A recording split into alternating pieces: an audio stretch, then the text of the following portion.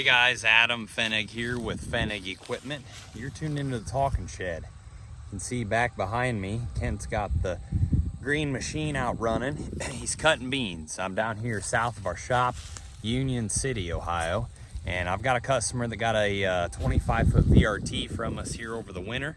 It was delivered maybe a month ago. Grandpa delivered it. And we're out here today running it for the very first time. And right here in front of me, we ran it. And the goal is, there you can see the pile of chicken litter.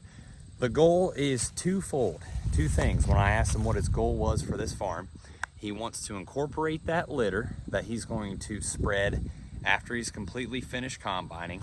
And then he wants to level and smooth out the field. He's going to stale seed bed this field here in the spring.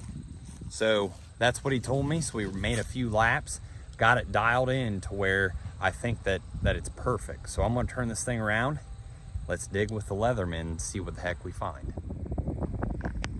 So as you can imagine, this year, bean yields pretty nice here where we're located.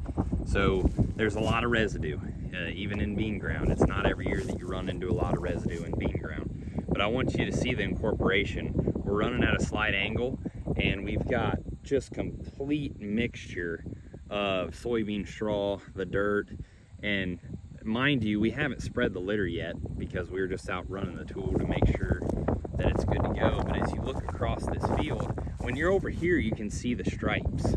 When you get over here in the tilled ground, there's no stripes. It's full incorporation, full mixture of where we work the ground. It's doing a great job. We're going about 3.5 inches deep.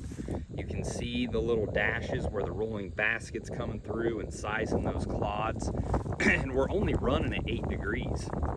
We did not have to turn that thing up much at all. Granted, remember that VRT goes up to 15 degree of blade angle. We were only halfway there and we were getting this in bean ground. That's phenomenal. Beautiful finish. And there's no question you'll be able to come in and plant into this as a stale seed bed in the spring. We had our down pressure on the baskets at about 1,000, and we had a little bit of wing down pressure on that 25-footer, roughly 400 pounds of wing down pressure. So let's go ahead and dig and get out the Leatherman. So this customer has ran several different tools in the past. Some green ones, some orange ones, and he said, Adam, I just want to make sure we don't have any washboarding going on. He said, I've had that in the past. And so we got out, and he could not believe how soft it was to walk on this ground. And I said, Kent, that's the Salford way. That's from those blades jackhammering up and down and blowing apart that compaction left to right. He had never witnessed something like that. And I said, that's why they're so great, especially in the spring, to plant behind, because those plants just love to grow down into that broken up soil. You're going to get water infiltration. And he could not believe how soft and mellow it was to walk on. So I did some digging. I got out the old heel shovel and dug back, and it's pretty dang smooth. Now I will say, we're a tick under horsed.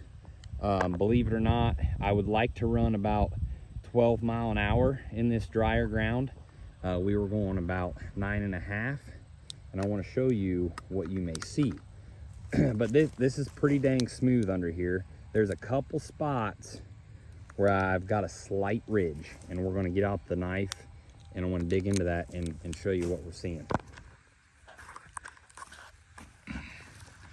So as you can see, pretty dang smooth across this, pretty even bottom. You know, we're going 3.5 inches deep, but right here we've got a little bit of a raise. Right here we've got a little bit of a raise, but I want to show you guys something. So this is what is a lot different about the Salford. A lot of other tools, this raise becomes extremely hard, like concrete, because you've got a blade running here and a blade running here, and it just sandwiches this and makes it even harder. But with the Salford, you see that?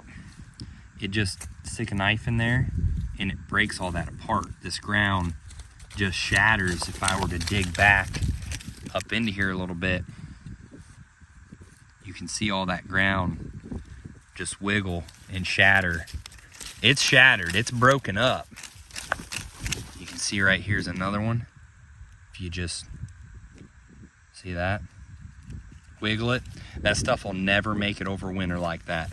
It's gonna break down, no problem. You come over here and it just shatters.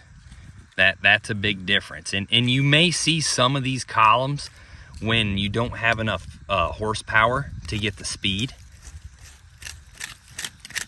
But today, even in this dry, hard ground, we're able to produce enough shock by that blade bouncing that we're going to get a nice, flat, even bottom. Come in here, come behind there, look at that. It's just breaking apart. I'm just lightly lifting here with the blade. You come in here, look at that.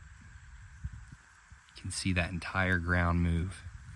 And that's all shocked and fractured apart. And I'm just using my wrist here.